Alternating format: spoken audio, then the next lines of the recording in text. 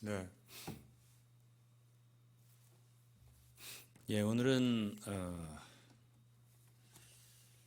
뭐 어버이 주일이고 또 뭐 이런 여러 가지 있지만 저는 오늘 이제 지난주에 이어서 또 수요일에 이어서 이어진 설교를 드리겠습니다.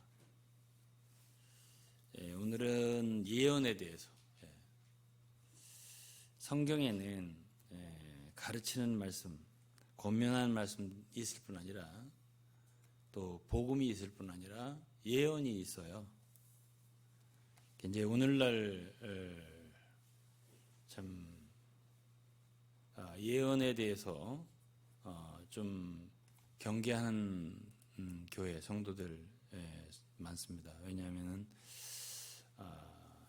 구약이든 신약이든 예언을 잘못 풀어서 특별히 계시로 생겨난 이단들이 많다 보니까 예언하면은 뭔가 좀 경계하고 또 조심하려고 하는 마음, 그건 다 이해합니다.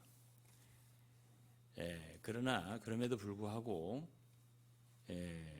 오늘 우리가 읽은 그 베드로후서 1장 19절 베드로의 말씀을 들으면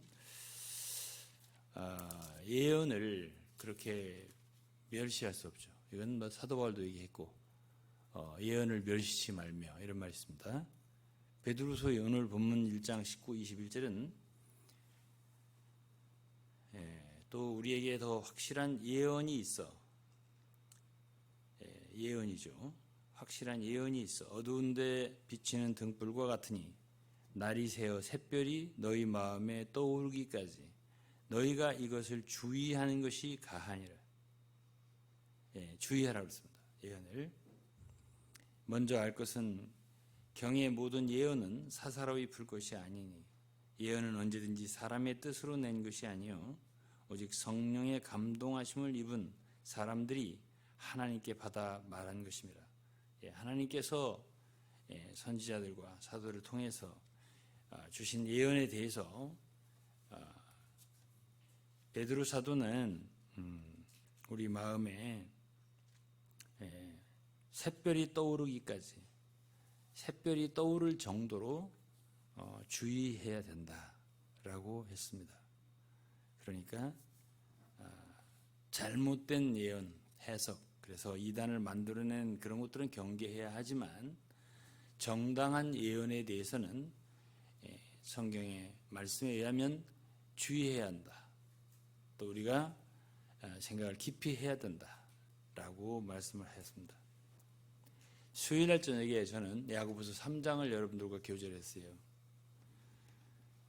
들으신 분들이 있을 거고 또 저희들 카톡에 단톡에 올렸기 때문에 들으신 분 있을 거예요.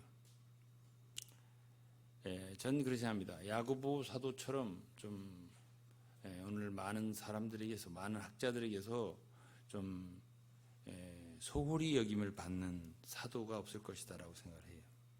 과소평가됐다. 저는 그렇게 생각합니다.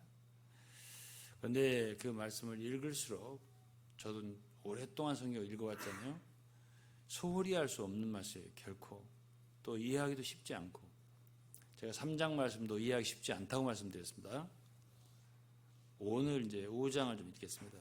5장 1절서부터 들으라 부한 자들아 너희에게 이 말 고생을 인하여 울고 통곡하라. 너희 재물은 썩었고 너희 옷은 좀 먹었으며 너희 금과 은은 녹이 슬었으니 이 녹이 너희에게 증거가 되며 불같이 너희 살을 먹으리라. 너희가 말세에 재물을 쌓았도다. 너희가 땅에서 사치하고 연락하여 도살의 날에 너희 마음을 살찌게 하였도다. 너희가 옳은 자를 정죄하였도다. 또 죽였도다. 그는 너희에게 대항하지 아니하였느니라. 그러므로 형제들아 주의 강림하시기까지 길이 참으라. 보라 농부가 땅에서 나는 귀한 열매를 바라고 길이 참아 이른 비와 늦은 비를 기다리느니 너희도 길이 참고 마음을 굳게 하라. 주의 강림이 가까우니라. 형제들아 서로 원망하지 말라. 그리하여 심판을 면하리라. 보라 심판자가 문 밖에 서 계시니라. 형제들아 주의 이름으로 말한 선지자들로 고난과 우리의 참음의 본을 삼으라. 보라 인내하는 자를 우리가 복되다 하나니 너희가 욥의 인내를 들었고 주께서 주신 결말을 보았거니와 주는 가장 자비하시고 긍휼히 여기는 자신이라. 여기까지 읽겠습니다. 이 말씀을 여러분들도 읽어봤을 겁니다. 근데 도대체 이 말씀이 무엇을 강조하고 또 무엇을 얘기하기 위해서 하는 것인가에 대한 쉽게 들어오지 않습니다. 우리에게. 처음에는 이제 부자들에 대해서 경고하는 게 나오죠. 그 다음에는 이제 인내에 대해서 농부가 뭘 심어놓고 그 결실할 때까지 길이 참아야 된다. 그렇게 말씀했습니다. 그리고 서로 원망하지 마라. 심판자가 문 밖에 계시다. 그리고 욥의 인내를 얘기했습니다. 도대체 이게 뭐냐? 무슨 얘기를 하고자 하는 거냐? 참 이해하기 어렵습니다. 그런데 이 말씀을 깊이 읽어보면 이 말씀의 중점은 주님의 재림에 있습니다. 그리스도의 재림을 기다리는 것에 중점이 있는 거예요. 자, 오늘 제목은 성경의 중점적인 예언이에요. 중점적인 말씀, 예언의 중심이 뭐냐는 거예요.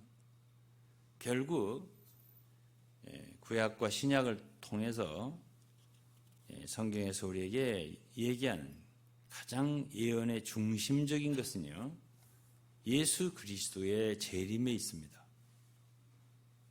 예수 그리스도가 다시 오시는데 그에 대해서 우리가 어떤 태도를 가지고 기다려야 되느냐 이거죠.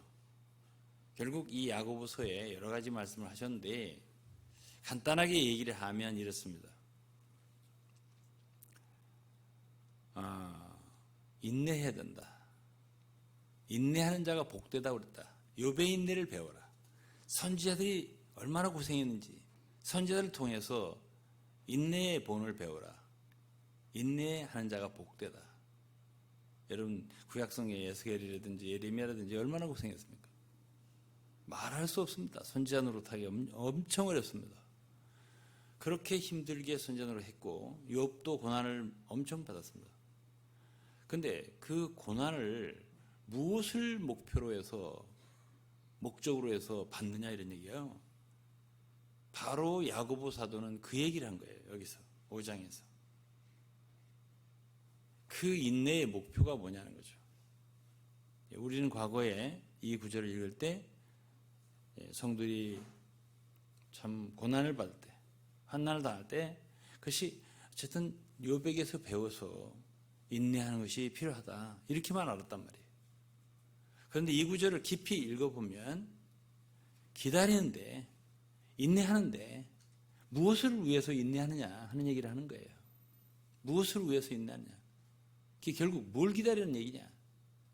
여기서 보면 그리스도의 강림을 기다리는 얘기예요.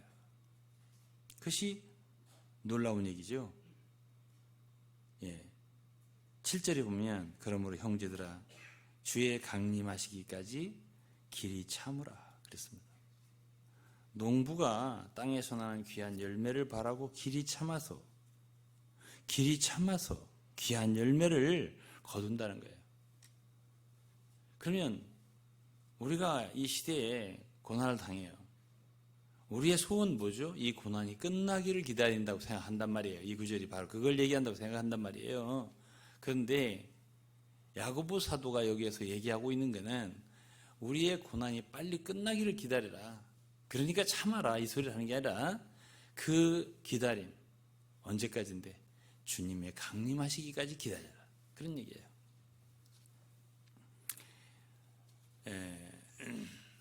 야고보 사도는요.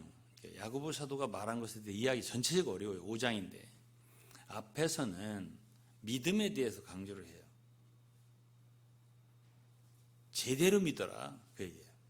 거짓된 믿음이 많으니까. 행함이 없는 믿음, 허탄한 믿음, 헛된 믿음 조심해라. 제대로 믿어라. 제가 지난주에도 얘기했고 수요일도 얘기했고 주로 제가 얘기한 거는 진실한 믿음을 가져야 된다. 이것이 출발이에요. 그리스도인의 하나의 출발. 시작이 좋아야 돼요. 믿었다고 하는데 잘못 믿었어요. 그런 사람은 불신자와 똑같은 거예요. 운명이. 그러니까 믿음이 분명해야 되는 거예요. 그것을 제가 수요일날 저녁에 얘기를 했습니다. 공사가 안 된 걸 비유했어요. 제가. 공사가 안 됐어요. 그런데 계속 그리스도인 생활을 하려고 하는 거예요. 근데 그거는 잘못된 믿음이라는 거죠. 시작이 좋아야 돼요. 즉 다시 말하면 생명이 분명해야 돼요. 거듭남이 분명하고 내가 그리스도의 생명을 갖고 있어야 돼요. 이러지 않으면 우리가 소망을 가질 수 없어요. 왜냐하면 곡식으로 비유하면은 제대로 씨가 심겨지지 않았어요. 너희가 거듭난 것은 썩어질 씨로 된 것이 아니에요. 씨가 심겨지지를 않았으면 그거는 기다려도 소용없어요. 아무리 기다려도 소용없어요. 여기서 농부 얘기를 하잖아요. 성경에서는 우리의 믿음이 얼마나 중요한지 보배로운 믿음이라 했거든요. 믿은 자와 믿지 않은 자, 구원받은 자와 구원받지 않은 자의 차이는 천지 차이예요. 이 보통 문제가 아니거든요. 그러니까 시작이 바라야 되고 좋아야 돼요. 분명해야 되는 거예요. 그 다음에는 목적이 분명해야 돼요. 목표. 시작과 끝, 목표가 분명해야 돼요. 그래서 성경에서는 믿음을 얘기하고요. 사랑을 얘기하고 그다음에 소망을 얘기한다고요. 이 세 가지가 가장 중요한 거예요. 우리 목표가 분명해야 돼요. 우리가 학교도 들어갔어요. 그래 공부를 시작했잖아요. 목표가 뭐예요? 가령 대학을 좋은 데를 간다든지 혹은 무슨 시험에 합격한다든지 혹은 직장을 좋은 데 들어간다든지 어떤 목표가 있잖아요. 목표가 좋아야 돼요. 그래서 성경에서는 우리에게 가르쳐준 게 분명한 시작, 좋은 시작 이것이 필요하고요. 믿음이에요. 그 다음에는 목표의식이 있어야 돼요. 그리스도인이. 목표의식이 없는 사람들이 있어요. 그래서 이제 그 중간이 우리의 가는 길입니다. 이것이. 신앙생활 자체가 길이에요. 그래서 히브리서 12장에는 그걸 경주라고 했습니다. 야고보서 5장엔 그 곡식을 심어서 이른 비와 늦은 비를 기다리며 여기 잘하는 거예요. 결실을 기다리는 거죠. 그 결실이 언제라고 했냐면 예수 그리스도의 재림을 얘기한 거예요. 기다려라. 근데 그 과정은 힘들다. 힘들다는 얘기예요. 그러니까 인내를 배우라. 누구에게? 욥에게 혹은 선지자들에게. 이 얘기를 한 거란 말이에요. 그런데 앞에서는 무슨 얘기를 많이 했냐면 부자들 너희들은 울고 통곡해라 그랬습니다. 여러분 우리가 이 길을 가는 데 있어서 제일 우리가 이 가는 경주를 어렵게 하는 게 뭐냐면 부유한 거예요. 간단하게 얘기하면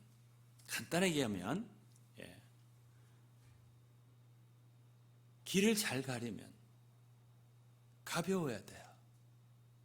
가벼워야 잘 달려요. 돈이 많잖아요. 돈이 많아요. 쌓아놓았어요. 여기에 야고보 사도는 돈을 쌓아놨다. 부자들에게 아주 엄청난 경고를 했습니다. 심지어 누가 예수를 죽였나? 누가 옳은 자를 죽였나? 부자들이다. 이렇게 표현했습니다. 그러면 왜 돈이 많은 사람들이 말하자면 그리스도를 대적하고 죽이고 그러냐? 왜냐하면 이 세상을 사랑하게 되니까요. 그렇게 하늘이 가깝지를 않아요. 이 세상을 누리고 살고 싶은 거예요. 이러다 보니까 진리의 말씀, 하나님의 말씀이 오면 그냥 근본적으로 배척하는 거예요.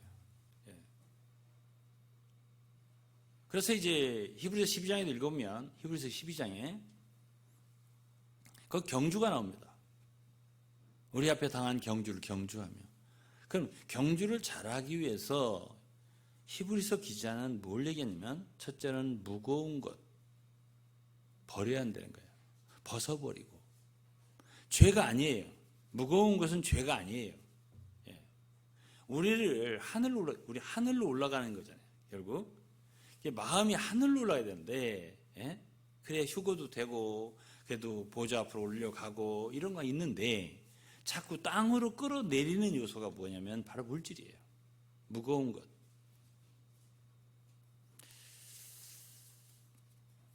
그래서 신약 성경을 보면 이제 누가복음 6장을 한번 보면 뭐라 하냐면은 주님이 제자들을 보시면서 이런 말씀하셨어요.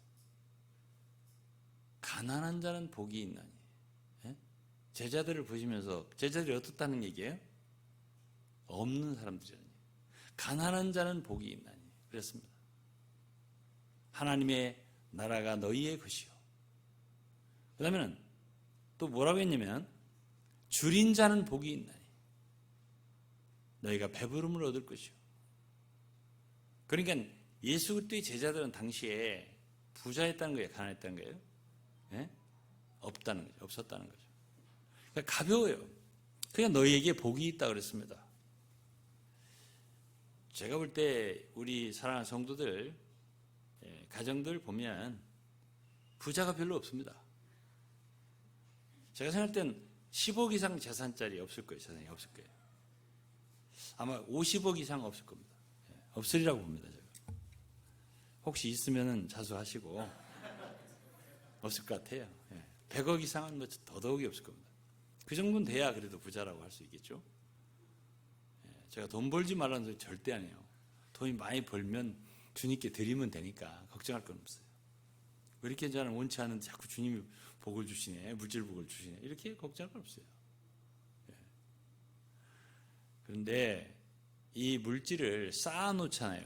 자기를 위해 쌓아놓잖아요. 보물을 하늘에 쌓는 게 아니라 자기를 위해 쌓아놓잖아요. 그럼 그것이 무거운 것이 돼요. 발걸음이 무겁게 되는 거예요. 그런데 이 부자 중에는, 가난한 자 중에는 두 가지가 있어요. 하나는 원래 돈이 없어서 가난한 사람. 하나는 두 번째는 주님께 오면 다 드려서 가난한 사람. 두 종류가 있는 거예요. 예? 그러니까 우리가 가난은 택할 수가 있어요. 택할 수가 있어요. 돈을 많이 버는 건 걱정할 거 없어요. 예. 지난주에 어떤 형제가 나한테 물었어요. 난 돈 많이 벌고 싶은데. 예? 밥 많이 벌어. 제가 그렇게 대답했어요. 간단하게.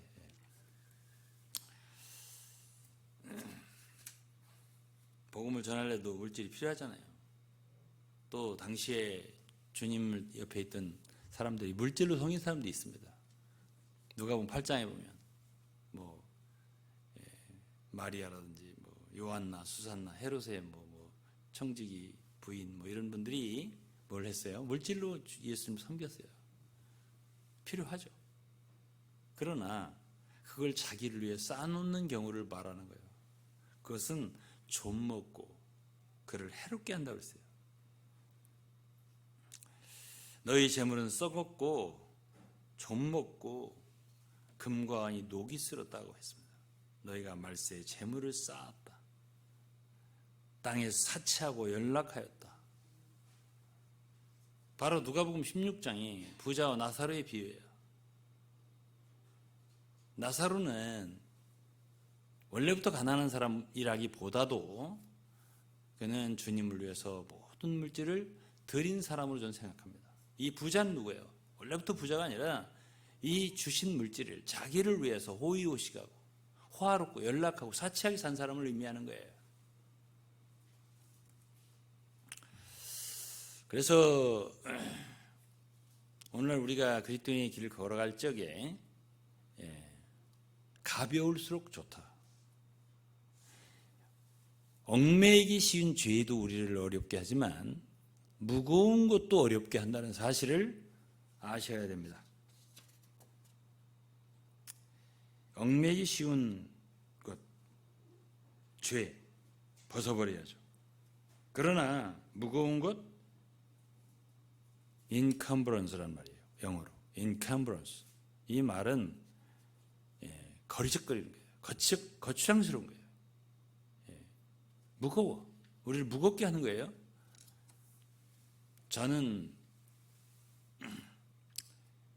이번에 코로나 사태를 겪으면서 코로나가 우리에게 가르쳐주는 것이 참 많다고 생각합니다.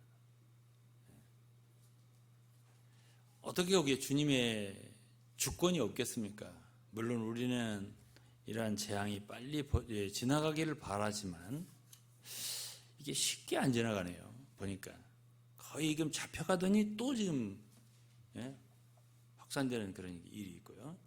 우리는 참 어려워하지만 이 상황이, 그럼에도 불구하고 이 코로나가 지금 많은 이 사회적인 변화를 주고 있어요. 우리 모든 생각도 많이 변하고 있어요, 지금.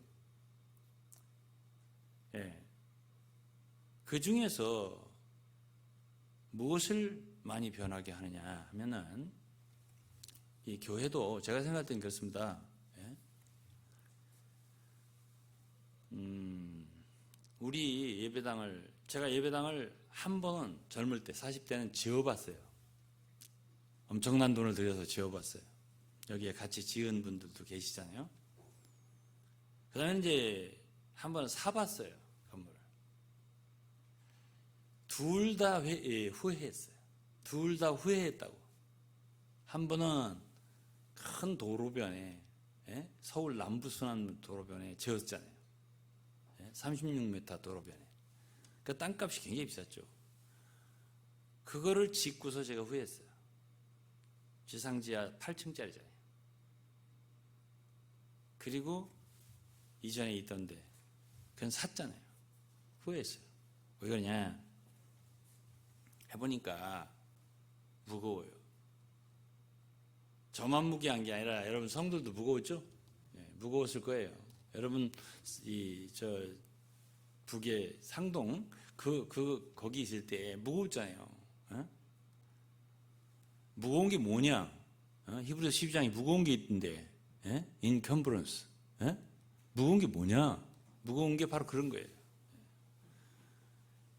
그러면 나더러 지금 삽시다. 그러면 전 절대 안 사요. 그때만 해도 제가 지금처럼 이렇게 아주 클리어하지 않았어요. 무슨 돈 많이 있어가지고 사는 것도 아니고 전세 들어가는 거랑 비슷한 게 아닐까 이렇게 생각했단 말이에요. 제가 그때 당시에 제 사랑하는 친구들이 아닌 것 같다 이러더라고. 그 소리가 잘 안 들어오더라고요. 우리는 성도들이 너무 헌신적이고 하기 때문에 성도들의 헌신을 내가 막을 수 없다 싶어서 그냥 산 거예요. 그것이 얼마나 우리를 무겁게 하는지.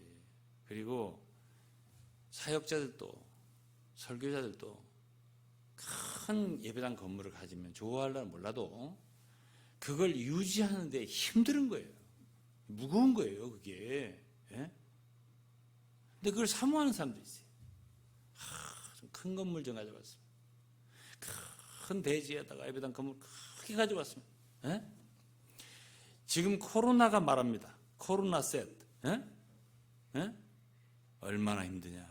얼마나 힘드세요? 코로나에 이렇게 전염병이 도는데 불구하고 온라인으로 집회를 해야 되고 모일 수 없고 헌금도 못하니까 너무 힘든 거예요. 그러나 TV에서도 패널들이 얘기하는 거예요. 왜 교회는 저렇게 모이려고 하느냐고. 왜 저렇게 모이려고 하냐니까 아주 어렵게 얘기를 하더라고요. 첫 번째 이유, 두 번째 이유, 세 번째 이유, 아니 마지막에 재정적으로 어렵기 때문에 모여야 될 겁니다. 이렇게 얘기를 하더라고요. 그거는 안타깝지만 사실이에요. 사실입니다. 그러나 저희들은 재정적으로 큰 압박이 없는 상태로 주님이 해방을 시켜줬기 때문에 가령 한 달 안 모인다 하더라도 저 크게 걱정 안 합니다. 그게 무겁지 않다 그 말이에요. 너무 좋죠. 가벼운 게 좋은 거죠. 그런데 개인도 물질을 쌓아놨을 때 그것이 무게가 되지만 교회도 물질을 쌓아놓으면 그게 어려움이 되고 무게가 되는 거예요. 하늘로 향한 시간, 하늘의 것을 생각하고 위의 걸 생각하는 대신 이 교회를 어떻게 운영해야 되냐 이것 때문에 생각이 그리 가잖아요. 아래로 가잖아요. 교회적으로 그런 거예요. 개인적으로도 그렇고 교회적으로도 그렇고. 그런 일을 제가 하라면 안 하죠 이제는. 될 수 있으면 가볍게 하고 그리고 위의 걸 생각할 수 있도록 그런 식으로 우리가 교회도 그렇고 개인도 그렇고 계획을 그냥 안 하죠. 주님께 감사해요. 저는 정말. 그래서 저는 이곳에서 어느 때 한 6월달이나 시간을 잘 잡아서 큰 감사 예배를 드릴 거예요. 어떤 감사 예배냐? 가볍게 해주신 하나님께 감사해요. 그보다 감사한 게 없어요. 제가 이것은 제 아내가 알아요. 정말 많은 시간 새벽에 기도할 때 주님 정말 감사해요. 이 감사를 어떻게 표현해야죠? 거기서 해방시켜 준 게 저는 꼭 이스라엘 백성들 애굽에서 탈출한 것 같아요. 그 정도로 마음이 기쁜 거예요, 제가.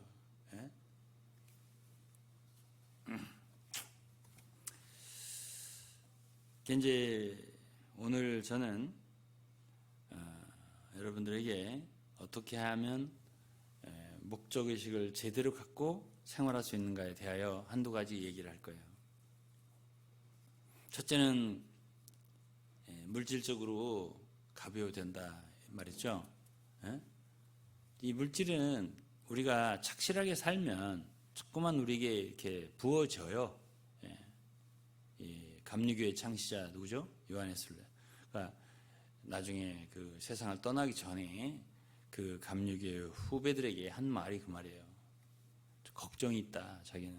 왜냐하면 감리교는 굉장히 경건한 사람들이었어요. 메소디스트란 말이. 우리가 이렇게 살면 틀림없이 우리의 후예들은 부자가 될 거다. 부유하게 될 거다. 이렇게 부유하게 되는 것이 결국은 복인 것 같지만은 좀 어렵게 될 것 같다. 이걸 걱정을 했다고 그래요. 요한의 순례가. 우리 사랑하는 성도들도 이렇게 경건하게 잘 생활하면 결국 물질은 주님이 부어주십니다. 물질이 많이 부어주었을 때 그때가 문제가 되는 거예요. 그때 문제가 되는 거예요. 근데 살이 찌는 거죠. 여기 야고보 사도가 뭐냐면 너희 마음을 살찌게 하였도다 했습니다. 근데 그날이 무슨 날이냐? 어느 날 생각했냐? 도살의 날이라고 했습니다. 도살의 날. 짐승을 잡을 때 죄송합니다.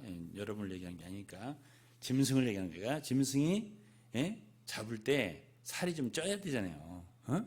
살이 좀 있어야 되잖아요. 그 얘기예요. 그러니까 도살의 날에, 심판 날에 어떤 사람들이 말하자면 도살당하냐면 마음에 살이 찐데, 마음이 뭐 때문에 살이 찌는 거죠? 뭘로 살찌죠? 물질이 있으면 마음이 살이 찐다는 거예요.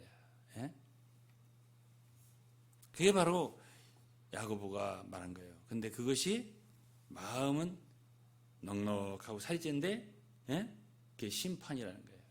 심판자가 문 밖에 서 계시니라. 이렇습니다.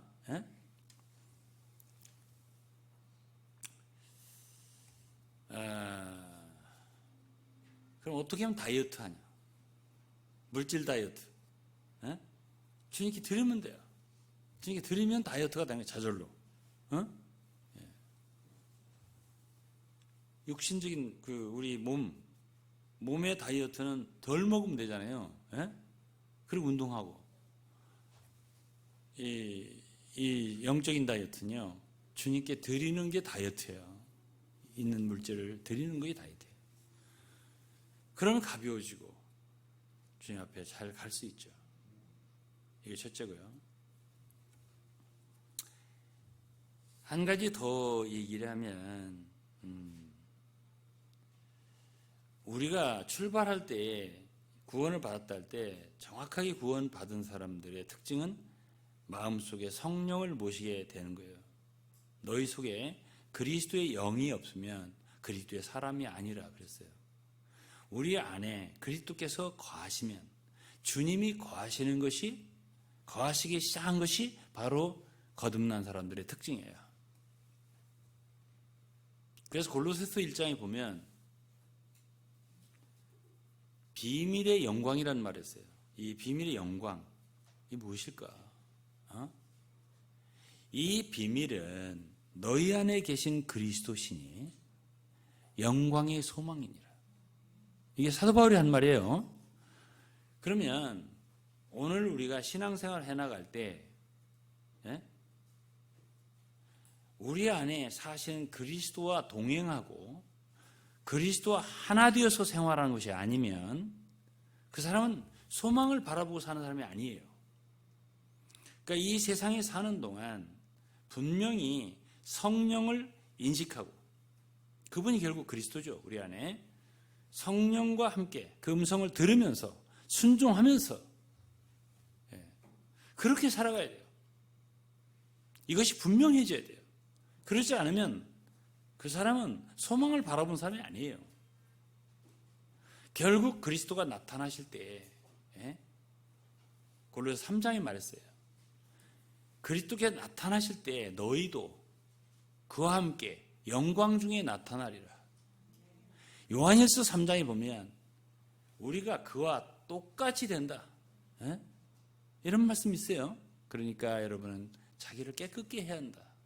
이게 요한일서 3장 말씀이에요.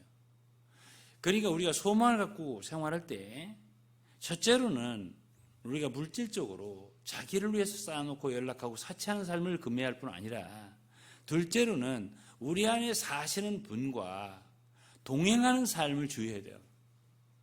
이게 중요한 거예요. 이게 두 번째예요.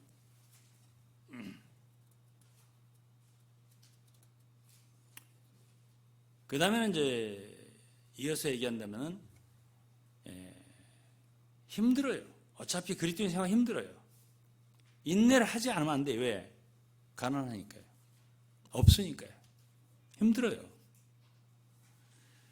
그리고 이 사회나 국가나 정치나 모든 걸 볼 때, 국제 정치나 모든 걸 볼 때 우리 그리스도인들은 마음에 괴로움이 있게 돼요. 그래서 어떤 사람들은 어떤 생각하냐면 그리스도인이나 교회가 현실 정치에 참여해야 된다라고 말을 해요. 왜? 잘못하면 우리 신앙이 힘들게 되니까, 신앙생활 자체가 힘들게 되니까. 그래서 이제 말하자면 국가에 대해서 저항하기도 하고 여러 가지 이제 하는 사람들이 있습니다. 그런 사람들의 논리는 나름대로 또 논리가 있어요. 제일 대표적인 사람은 독일의 신학자였던 본헤퍼라는 사람이에요. 그 사람은 이제 민중신학, 해방신학을 얘기했고, 여러분들 잘 아시겠지만 그 사람은 정말 그 누구죠? 히틀러를 암살하려는 모의를 했다가 결국 나중에 처형당했습니다. 1945년에. 유명한 사람이죠. 자기의 믿음이랄까 사상에 따라서 그는 살고 그렇게 죽었어요.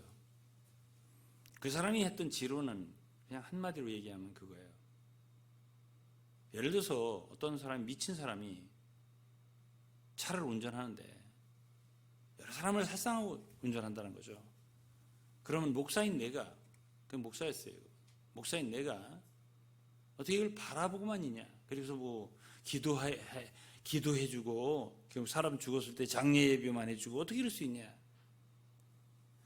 가서 그 미친 운전수를 끌어내리고 제대로 운전을 해서 사람들을 하여금 다치지 않게 죽지 않게 해야지. 이것이 그 사람의 지론이에요. 그것에 대해서 굉장히 흠모하고 옳다고 하고 따르는 목사님도 우리나라에 참 많은 걸로 내가 알고 있습니다. 그걸 서로 비판하고 뭐 서로 변론하고 싶은 마음은 조금도 없고요. 어쨌든 어렵다는 거예요. 그런 사람들도 어려우니까 그런 생각을 하는 거예요. 힘들잖아요. 더 좋은 미래를 꿈꾸고 더 좋은 나라가 되기를 바라는 마음은 우리 다 있어요. 공통적으로. 그런데 성경을 보면요. 구약서부터 신약까지 성경을 보면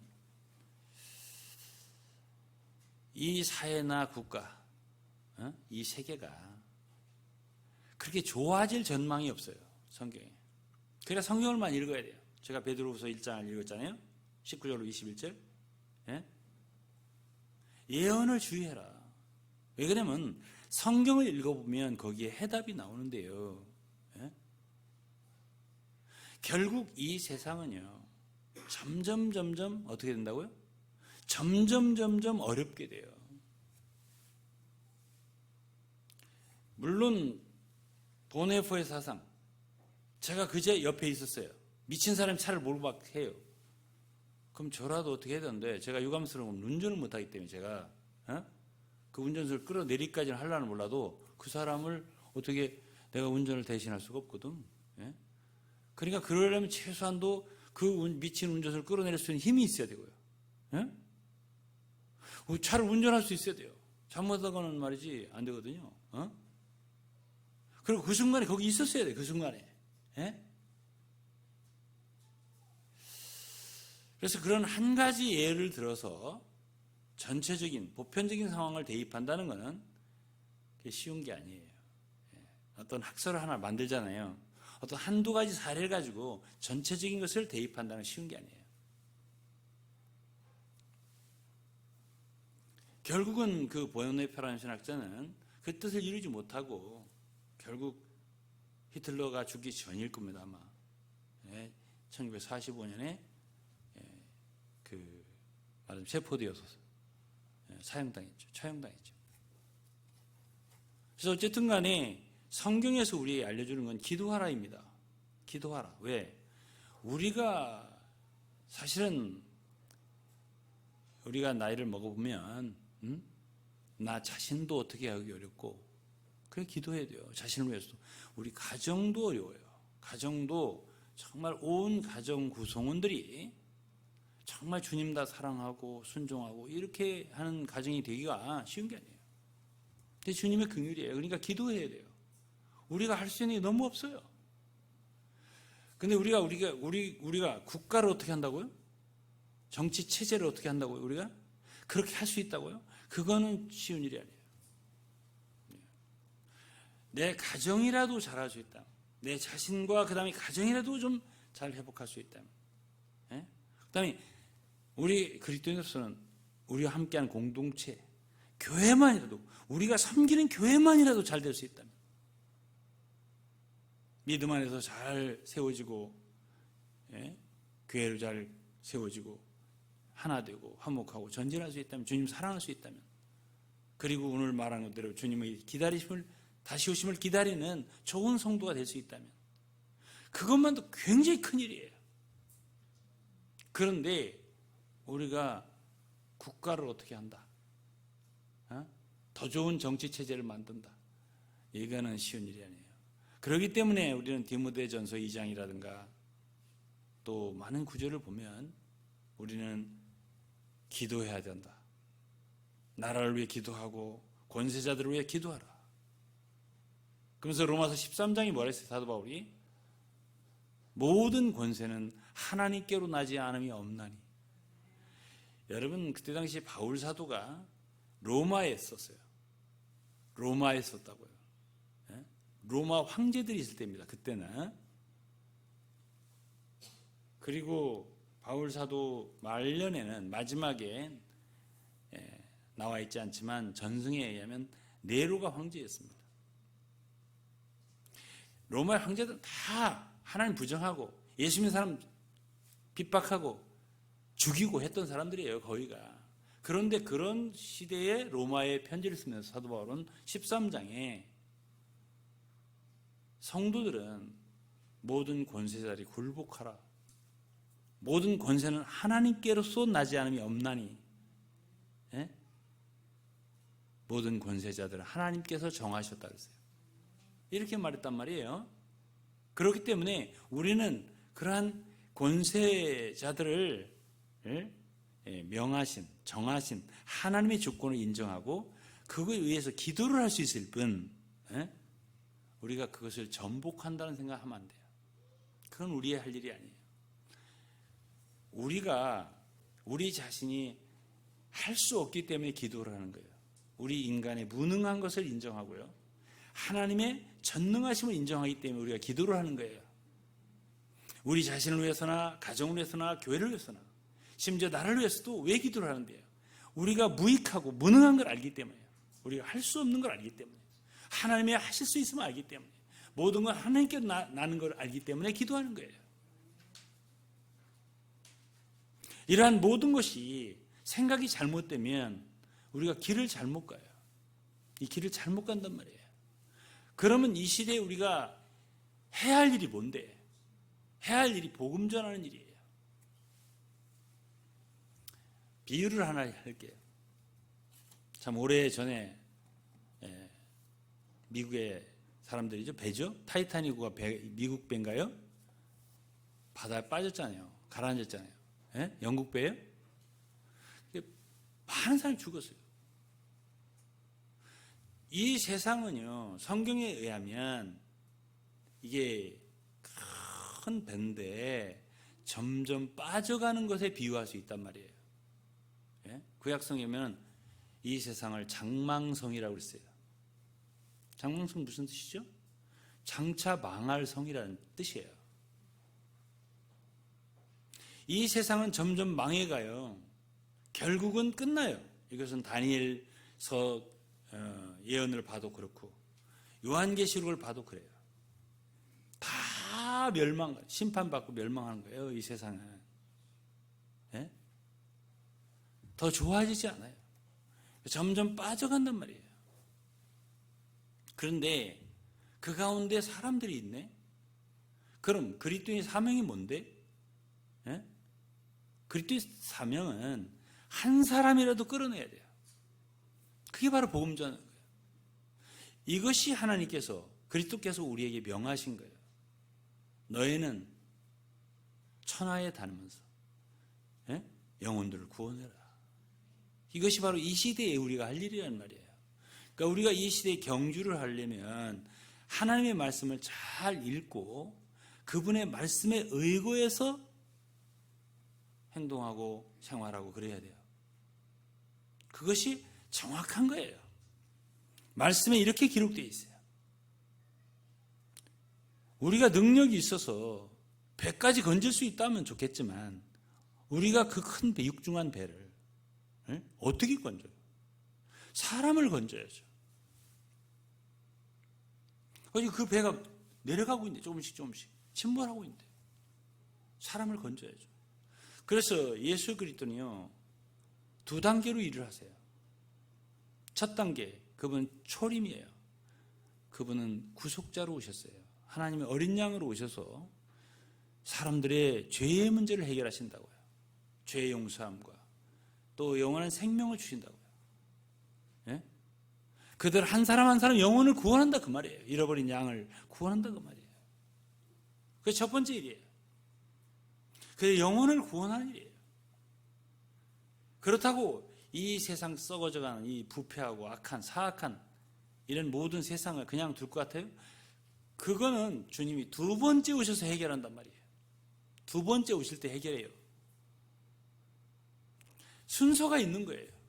그러니까 우리는 주님이 하실 일을 미리 먼저 우리가 할 수, 그런 능력도 없고요. 그분이 하실 거예요. 그러니까 우리는 뭘 기다리냐면 그분의 재림을 기다리고요. 뭘 해야 돼요? 기도해야 돼요. 어떻게? 속히 오시라고. 주여 왕국이 속히 임하기를 기도합니다. 그것이 우리의 소망이 되는 거예요. 그러니까 참아야죠. 오래 기다리고 참아야 되는 거예요. 그것밖에는 해결 방법이 없어요. 여러분, 핵 문제 해결할 수 있을 것 같습니까? 생화학 무기, 핵무기 우리가 해결할 수 있어요? 아니, 북한에만 있는 게 아니에요. 핵이 파키스탄에도 있고 인도에도 있고 중국에 수없이 있어요. 온 세계에 있어요. 그럼 우리가 어떻게 해결해요? 그러면 이러한 사악한 참 인류를 멸망시키는 무기들 누가 해결하는데요? 사악한 정권들, 얼마나 악한 정권이 많습니까? 진실이 있습니까? 누가 그걸 다 해결하는데? 예언의 말씀을 보면 이사야서라든지 뭐 예레미야 많은 성경을 보면 결국 그리스도께서 재림하실 때에서야 모든 무기들 다 없애고 다 정말 평화로운 도구들로 만들어요. 그런 얘기 다 있잖아요. 말씀에. 얼마나 많이 예언했는데 그런 말씀. 그제서야 평화가 오고 공의가 오고 의로운 분이 다스린다고 온 세상을. 지금은 불의한 정권 시대예요. 예? 어차피. 예. 지대하게 너무너무 관심을 해서 우리가 걸어가는 길에 지장을 가질 건 뭐가 있냐는 말이에요. 우리는 그 순간에 영혼 하나를 구원하는 데 힘을 써야 돼요. 예? 불쌍히 멸망해가는 주위에 있는 영혼 하나를 구원해야 한단 말이에요. 이것이 우리의 해야 할 일이에요. 정치를 한다고요? 예? 정권을 가지고 한번 해본다고요? 19세기쯤에 영국에서 한 여자가 있었어요. 팬커스라는 여자인데요. 그 사람도 그런 그 여성 그 투표권, women suffrage movement, 그게 이제 여성 투표권 그거를 이제 위해서 일을 많이 했던 여성 정치인이었어요. 근데 이제 그 여자가 이렇게 보니까 그때 당시에 제2차 세계 대전이 일어나려고 할 때쯤 이 큰 인류의 재앙이 오겠어서 그거를 막아보려고 얼마나 애를 썼는지. 그래서 이제 정권을 좀 권력을 가지면 좀 쉬울 것 같은 이제 권력을 가졌어요. 그래서 이제 현실 정치에 참여해서 해봤는데 그때서야 이 여자분이 알기를 이 세상 정치에는 honesty 뭐요? 정직이 없구나. 그래서 craftiness 교활하고 그냥 정치밖에 없는 거예요. 도저히 안 돼요. 안 돼. 결국은 그 트리거, 그 결국 발발했어요. 세계 대전이. 그러고 나서 완전히 희망을 잃었어요. 이 세상 정치 손을 대봐야 아무 소용이 없구나. 안 되는구나. 내 뜻대로 안 되는구나. 이걸 깨닫고, 결국은 이제 다 모든 커리어, 이거 내려놓고, 자기의 모든 그 정치인 그걸 내려놓고, 이제 어느 날 영국의 어떤 런던의 서점에 갔는데 서점에 이렇게 보니까 책이 있더라는 거예요. 조그마한 그리스도인이 쓴 책인데 그리스도의 재림에 대해 썼더라는 거죠. 그걸 꺼내서 이제 이게 얼마냐고 물으니까 한 뭐 벌써 몇십 년 전에 쓴 책이더래요. 근데 이제 서점 주인이 그분 유명한 정치인인 걸 알고 그냥 선물로 드린다고 가져가시라고. 이 여자가 그것을 집에 가서 보고 깊은 감동을 받았다는 거예요. 이 말이 맞다. 왜냐하면 그건 그리스도인이 벌써 수십 년 전에 그 사람 오래전에 죽었고 그리스도인이 쓴 건데 그 책의 내용인 즉슨 이 세상은 변하지 않는다. 우리가 고칠 수 없다. 그럼 언제 이것을 고치냐? 결국은 예수 그리스도가 재림하셔서 모든 것을 고친다. 그때 해결한다. 첫 번째 오셔서는 죄인을 구원하는 일을 하시고 두 번째 오셔서는 모든 악한 시스템을 다 고친다. 이 말씀을 듣고 이 여자가 정말 이게 맞다. 그래서 그 여자는 예수 그리스도를 구주로 영접하고 좋은 그리스도인이 되고요. 나중에 그리스도의 재림에 대한 책을 많이 썼어요. 크리스토퍼 팬커스라는 여자예요. 그래서 저는 우리 사랑하는 성들과 함께 우리가 오늘 이 시대에 기다려야 할 것이 무엇인가? 우리가 기대해야 할 건 뭔가? 우리가 바랄 것이 뭔가 할 때 우리 성도잖아요. 주님의 구원을 받은 자들이잖아요. 주님의 다시 오심 밖에는 길이 없어요. 답이 없습니다. 그걸 아시라고요. 그 성도들이 우리에게 주님이 부탁한 게 뭔데? 그 수많은 예언에서 우리에게 말하는 게 뭔데? 그러니까 주님의 오심을 기다려야지. 그것밖에 길이 없는 거야. 그래서 저는 심지어 예배당을 사고 이런 것까지도 힘들다고 하잖아요. 무겁다고 그런 게.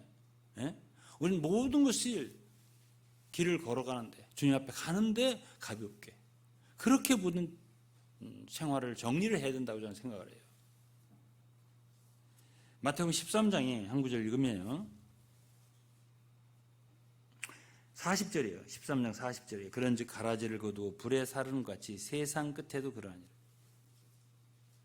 41절 인자가 그 천사들을 보내리니 저희가 그 나라에서 넘어지게 모든 넘어지게 하는 것과 또 불법을 행하는 자들을 거두어내요. 이때 거두어내는 거. 모든 넘어지게 하는 것과 지금 그 이태원에서 그 코로나가 확진되게 된 그 클럽이 저는 무슨 클럽인가 했더니 별로 안 좋은 데더라고요. 예? 사모님이 나더러 그런 거 몰라? 나 모르는데. 순진하기는 나더러.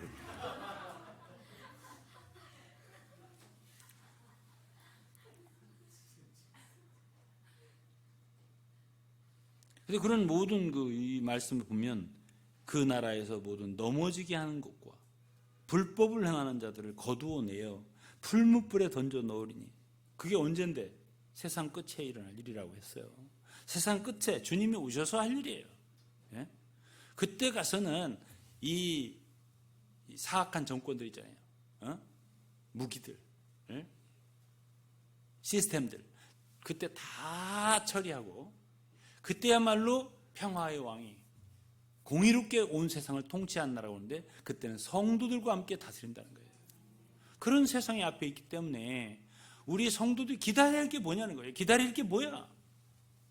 주님의 재림이죠. 주님의 오실 날이 점점 가까워지고 있는 거예요. 왜? 점점 어두워지잖아요, 지금. 예? 30년 전, 40년 전보다요, 지금 더 어두워지고 있어요. 이 세상 모든 상황이. 그럼 어두워진다는 건 뭐예요? 로마서 13장에 의하면 새벽이 가까웠다는 거예요. 예?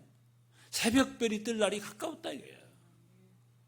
그러니까 우리는 이러한 시대에 다 함께 교회는 다른 걸 기대하는 게 아니에요. 주님 다시 오심을 기다립시다.